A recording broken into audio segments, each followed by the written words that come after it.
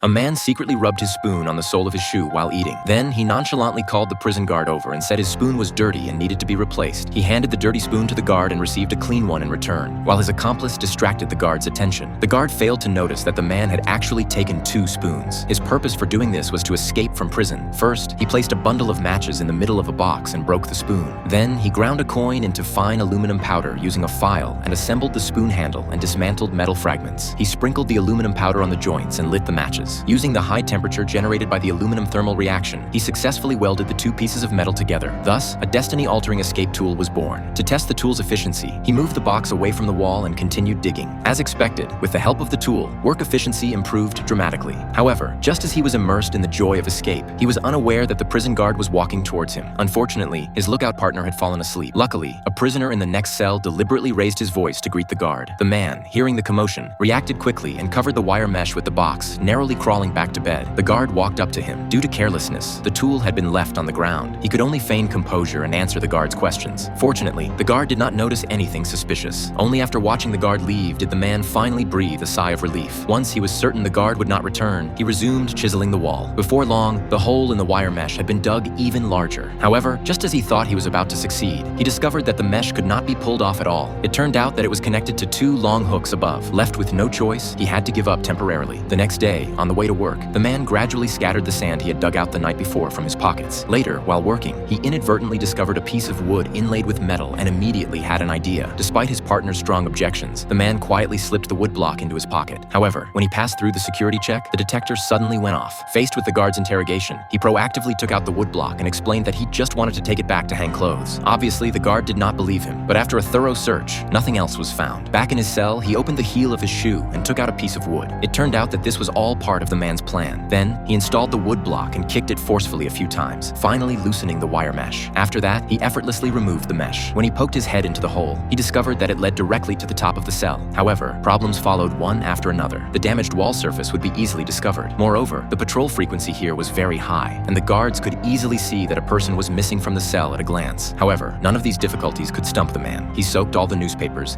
then mixed the wall putty with water to quickly make a box the size of the hole. Next, he asked his neighbor for some paints and brushes, and after some work, a realistic ventilation duct was completed. Immediately after, he took out the pre-molded head, painted it with flesh-colored paint, and finally attached the collected hair. Just like that, a lifelike human head was finished. With everything ready, the man couldn't wait to crawl into the passage and cover the hole with the fake vent. Just as he was carefully climbing up the duct, a patrolling guard happened to walk towards his room. The guard looked carefully and found that the man had not turned over in his sleep, instantly arousing suspicion. So, the guard reached out and touched it.